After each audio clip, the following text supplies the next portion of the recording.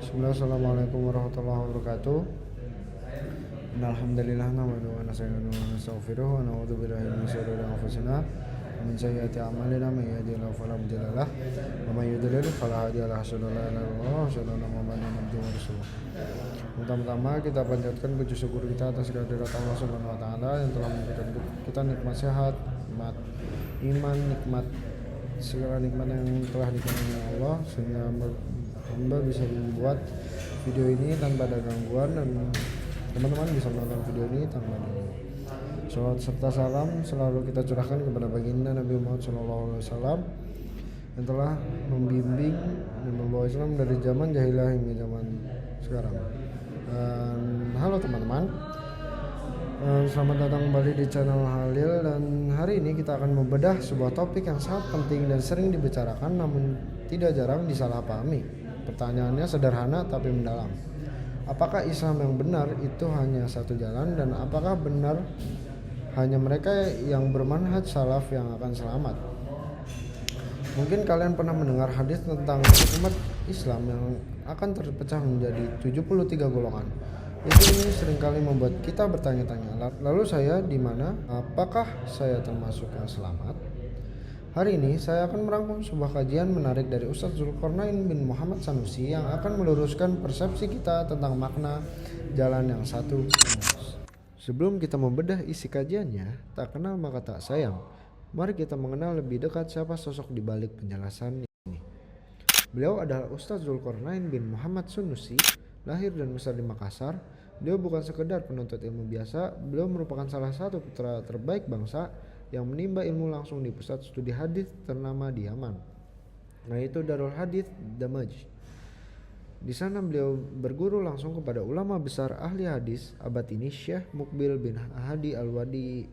Kembali ke tanah air, beliau tidak hanya dikenal sebagai pengasuh pondok pesantren An-Nasriyah di Makassar, tapi juga sebagai rujukan dalam memahami literatur hadis dan fikih yang kompleks.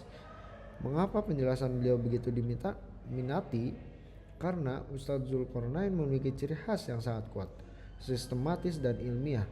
Beliau jarang sekali berbicara berdasarkan opini pribadi. Setiap kalimatnya hampir selalu ditopang oleh ayat Al-Quran, hadis sahih, atau perkataan para ulama klasik, salafus sholih.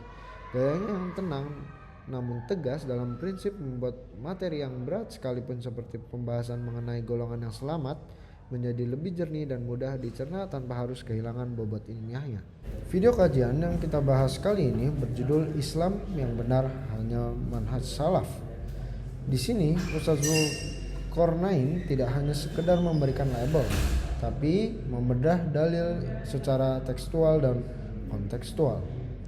Poin utama yang beliau bawakan adalah penegasan bahwa dalam Al-Quran istilah jalan agama selalu disebutkan dalam bentuk tunggal atau mufrad. Contohnya dalam surah Al-Fatihah kita meminta siratal mustaqim, bukan siratat, satu jalan yang lurus. Beliau juga menyoroti fenomena klaim sepihak yang sering beredar di masyarakat, di mana ada kesan hanya kelompok saya yang masuk surga, yang lain neraka.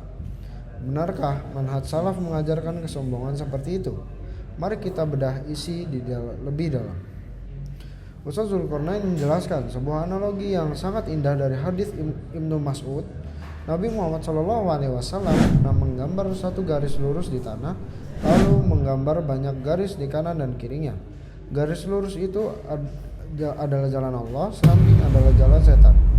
Hal menarik yang ditekankan beliau adalah tentang sifat, bukan sekedar nama. Beliau menyebutkan bahwa golongan yang selamat itu disebut al-jamaah. Apa itu al-jamaah? Yaitu mereka yang berada di atas apa yang Nabi dan para sahabat jalani. Ada satu peringatan keras dari beliau tentang istilah pencari kayu bakar di malam hari. Ini adalah sindiran untuk orang yang asal mengambil hadis tanpa memeriksa kesohihannya. Beliau meluruskan bahwa ada riwayat palsu yang menyebutkan semua masuk surga kecuali satu. Padahal riwayat yang sahih menyatakan semua di neraka kecuali satu. Namun, perhatikan ini.